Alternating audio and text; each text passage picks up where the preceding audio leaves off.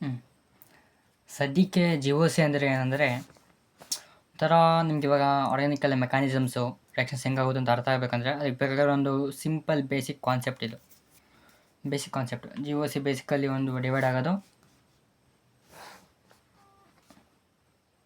Temporary ಮತ್ತು permanent. Temporary ನಾನು ಮಾಡೋಕ್ಕೋಗಲ್ಲ, I will only focus on permanent. ಇದರಲ್ಲಿ ಫಸ್ಟ್ ಬರೋದು ಇಂಡಕ್ಟಿವ್ ಎಫೆಕ್ಟು, ಆಮೇಲೆ ರೆಸೋನೆನ್ಸು, ಆಮೇಲೆ hyperconjugation. Basically G O C ಅಂದರೆ ಜಿ ಒ ಸಿಯಿಂದ ನಿಮ್ಗೇನು ಅರ್ಥ ಆಗುತ್ತೆ ಅಂದರೆ ಈ ಮೆಕ್ಯಾನಿಸಮಲ್ಲಿ ಯಾಕೆ ಈ ಥರನೇ ಆಗಬೇಕು, ಯಾಕೆ ಆ ಥರ ಆಗೋಕ್ಕಾಗಲ್ಲ, ಯಾಕೆ ಈ ಥರ ಅನ್ನೋದೆಲ್ಲ ನಿಮಗೊಂದು ಕ್ಲಾರಿಟಿ ಸಿಗುತ್ತೆ ಆ ಥರ. ಫಸ್ಟು ಇಂಡಕ್ಟಿವ್ ಅಂದರೆ ಒಂಥರ ಪುಲ್ಲಿಂಗ್ ಆರ್ ಪುಷಿಂಗ್ ಎಫೆಕ್ಟ್. ಇಲ್ಲಿ ಪುಲ್ಲು ಮತ್ತು ಪುಷ್ ಆಗ್ತಿರೋದು ಯಾವುದು? Electrons by atoms present on carbon. ಇವಾಗ ಫಸ್ಟ್ ಟೈಪ್ ಬಂದು +I ಅಂದರೆ ಇವಾಗ ಕಾರ್ಬನ್ಗೆ ಅದಕ್ಕಿಂತ ಕಮ್ಮಿ ಎಲೆಕ್ಟ್ರೋನೆಗೆಟಿವ್ ಇಲ್ಲ ಒಂದು ಮಿಥೈಲ್ ಗ್ರೂಪ್, ಒಂದು ಕಾರ್ಬನ್ ಗ್ರೂಪ್ ಇದ್ದಾಗ ಏನಾಗುತ್ತೆ ಅಂದ್ಕೊಂಡು ಕಾರ್ಬೊಕೇಟನ್ ಐತೆ, ಇದೊಂದು R ಗ್ರೂಪ್ ಐತೆ, ಈ ಚಾರ್ಜ್ನ ನ್ಯೂಟ್ರಲೈಸ್ ಮಾಡೋಕ್ಕೆ ಇವು ಎಲೆಕ್ಟ್ರಾನ್ಸ್ ಪುಷ್ ಮಾಡ್ತವೆ, ಸಿಗ್ಮಾ ಎಲೆಕ್ಟ್ರಾನ್ಸ್ನ, ಅವು ಬಾಂಡ್ ಆಗಿರೋ ಎಲೆಕ್ಟ್ರಾನ್ಸ್ನ ಪುಷ್ ಮಾಡ್ತವೆ. ಇದರಿಂದ ಈ ಚಾರ್ಜ್ ನ್ಯೂಟ್ರಲೈಸ್ ಆಗುತ್ತೆ. ಅಂದರೆ ಇಲ್ಲಿ ಕಾರ್ಬನ್ಗೆ ಹೆಲ್ಪ್ ಆಗ್ತೈತಾ? ಅಂದರೆ ಕಾರ್ಬನ್ ಎಲೆಕ್ಟ್ರಾನ್ಸ್ ಬರ್ತೈತೆ, ಕಾರ್ಬನ್ ಕಡೆ ಎಲೆಕ್ಟ್ರಾನ್ಸ್ ಪುಷ್ ಆಗ್ತೈತೆ, ಸರಿನಾ? ಇದು +I ಎಫೆಕ್ಟು. ಇದು ಬೇಸಿಕಲಿ ಆಗೋದು ಕಾರ್ಬನ್ಕಿನ್ನ ಸ್ವಲ್ಪ ಕಮ್ಮಿ ಎಲೆಕ್ಟ್ರೋನೆಗೆಟಿವ್ ಇದ್ದಾಗ ಮಾತ್ರ ಎಫೆಕ್ಟ್ ನಮಗೆ ಕಾಣ್ಬರುತ್ತೆ. ತುಂಬ ನಮಗೆ ಹೇಳ್ಬೇಕಂದ್ರೆ ಫಸ್ಟು ಸ್ಟೇಬಿಲಿಟಿ ನಿಮಗೆ ಅರ್ಥ ಆಗಬೇಕು. ಒಂದು ಮೀಥೈಲ್ ಗ್ರೂಪ್ ಪುಷ್ ಮಾಡಿದಾಗ ತುಂಬ +I ಬರುತ್ತೋ, ಇಲ್ಲ 3 ಮೀಥೈಲ್ ಗ್ರೂಪ್ ಪುಷ್ ಮಾಡಿದಾಗ ತುಂಬ +I ಎಫೆಕ್ಟ್ ಬರುತ್ತೋ, ನಿಮ್ಗೆ ಇಲ್ಲಿ ಅರ್ಥ ಆಗುತ್ತೆ that tertiary is more than stable than secondary is more stable than hydrogen. Hydrogen almost negligible inductive effect ಕೊಡುತ್ತೆ, ಆದರೆ ಕೌಂಟ್ ಮಾಡಬೇಕಾಗುತ್ತೆ. ಸೆಕೆಂಡ್ ಬಂದು ನೆಗೆಟಿವ್ ಐ ಎಫೆಕ್ಟು. ನಿಮಗೆ ಅರ್ಥ, ಪುಷಿಂಗ್ ಆಪೋಸಿಟ್ ಏನೋ ಪುಲ್ಲಿಂಗ್ ಎಫೆಕ್ಟು. ಇದೊಂದು ಪುಲ್ಲಿಂಗ್ ಎಫೆಕ್ಟ್. ಏನದು? ಎಲೆಕ್ಟ್ರಾನ್ಸು ಎಲ್ಲಿಂದ ಪುಲ್ ಮಾಡ್ತೈತೆ? ಕಾರ್ಬನಿಂದ.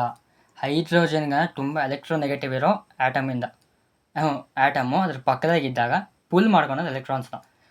ನಿಮಗೊಂದು ಅರ್ಥ ಆಗಬೇಕು, ಆಲ್ಮೋಸ್ಟ್ ತುಂಬ ಅನ್ಸ್ಟೇಬಲ್ ಎಲೆಕ್ಟ್ರಾನ್ಸ್ ಬೇಕಾಗಿರೋದಕ್ಕೆ.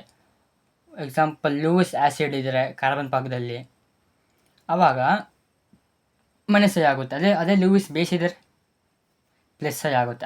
ಅವಾಗ ನಿಮ್ಗೆ ಇಲ್ಲೊಂದು ಅರ್ಥ ಆಗೋಬೋದು, ಏನಂತ ಗೊತ್ತಾ? ಲೂಯಿಸ್ ಆ್ಯಸಿಡು ನಾನು ಅದಕ್ಕೆ ಆಮೇಲೆ ಬರ್ತೀನಿ ಬಿಡಿ, ನಾವು ಆಮೇಲೆ ಇದಕ್ಕೆ ಹೋಗೋಣ. Pulling effect. ಇವಾಗ ಕಾರ್ಬನ್ ಪಕ್ಕದಲ್ಲಿ NO2. First of all NO2 ಅಂದರೆ N ಹತ್ರನೇ ಇಲ್ಲ ಎಲೆಕ್ಟ್ರಾನ್ಸ್, ರೆಸೊನೆನ್ಸ್ ಆಗ್ತಾ ಇರುತ್ತೆ ಗೊತ್ತಾ ಅಲ್ಲೂ. ಹೇಗಂದರೆ N coordination bond, O- lone pair ಡೊನೇಟು.